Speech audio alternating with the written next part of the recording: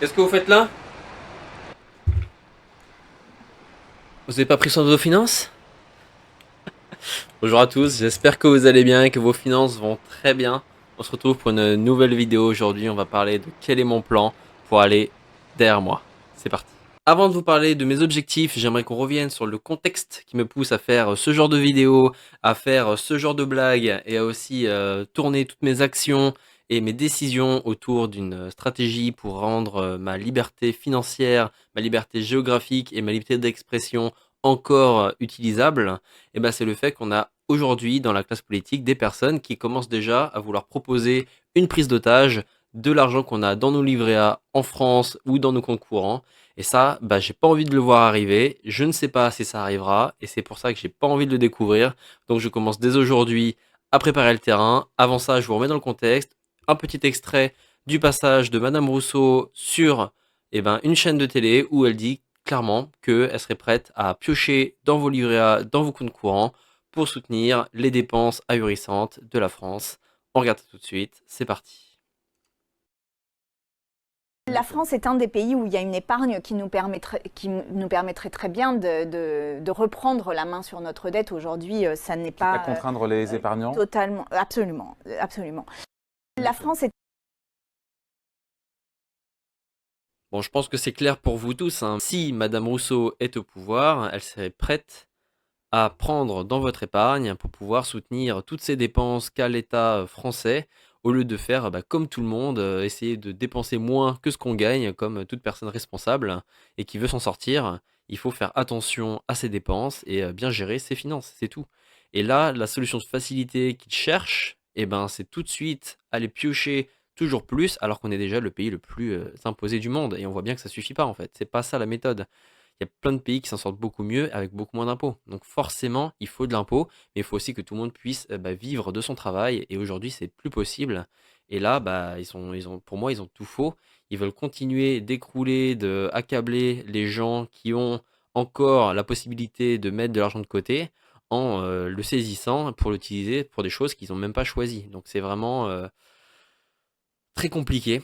Et donc moi, qu'est-ce que je fais pour ça? Et ben c'est simple, tout l'argent que je peux mettre de côté, et ben au lieu de le placer dans des livrets qui sont détenus par des banques françaises ou par des actifs français, et ben je le place plutôt sur des actifs étrangers. Donc là, on va y revenir dessus, mais tout d'abord, un petit point sur mes investissements en bourse. Donc c'est simple, je suis diversifié dans trois différentes plateformes.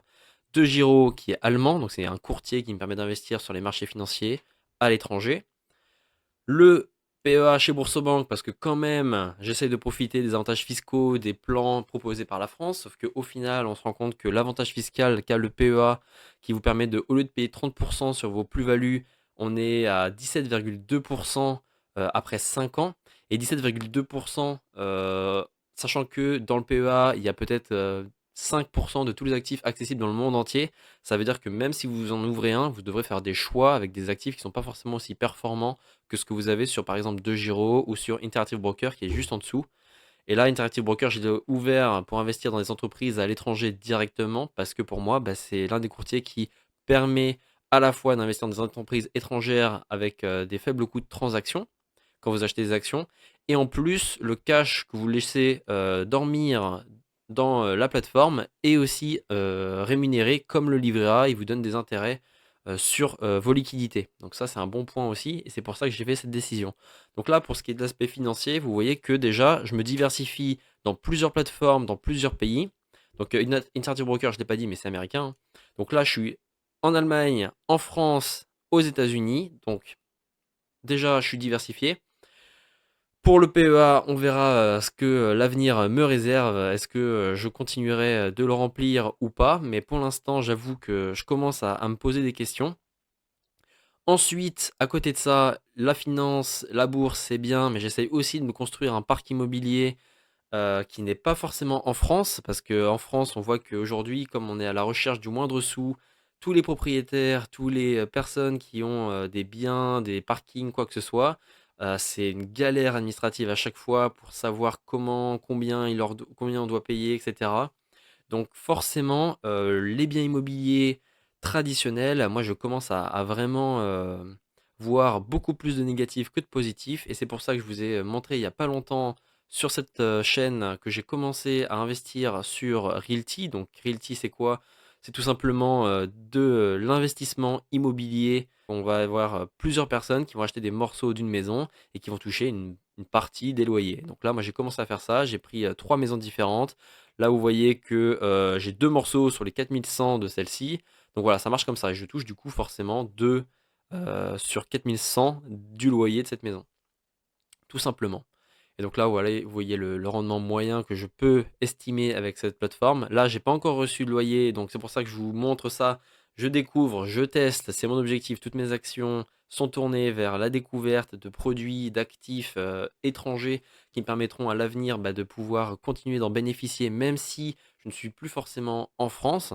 C'est pas forcément ce que je veux, mais je veux dire, si jamais un jour on en arrive là, je veux pouvoir avoir la tranquillité d'esprit, d'être libre géographiquement, financièrement, mais aussi de pouvoir décider de ce que je veux dans la vie. Donc là, vous voyez que déjà, je suis dirigé vers des plateformes, des sites qui me permettent d'avoir de l'investissement, de mon argent là où je veux, dans ce que je veux. Et ça, pour moi, ça devrait être la norme. Et c'est pour ça que je fais toutes ces actions. On parle aussi de la plateforme X. Je crois que Madame Rousseau voudrait quitter la plateforme X parce que elle ne peut pas supporter la contradiction que les gens lui font dans ses commentaires, pour répondre à toutes ces prises de parole, parce que les gens se rendent compte que on est vraiment dans du n'importe quoi. Ils espèrent qu'on on dise rien, alors que pourtant c'est du vol à ciel ouvert en fait, tout simplement. Donc voilà ce que moi je prépare. Ça va prendre du temps, vous le voyez, les montants sont encore trop faibles pour faire quoi que ce soit. Mais bon, je vous documente ça comme d'habitude. J'espère que vous aussi, vous allez prendre conscience qu'il faut prendre soin de ses finances, il faut être autonome, il faut être responsable et réfléchir à l'avenir. Donc j'espère que c'est bon pour vous.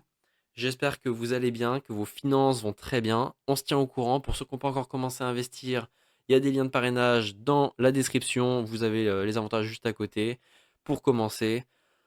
Prenez soin de vous et puis on se dit à très bientôt. Salut.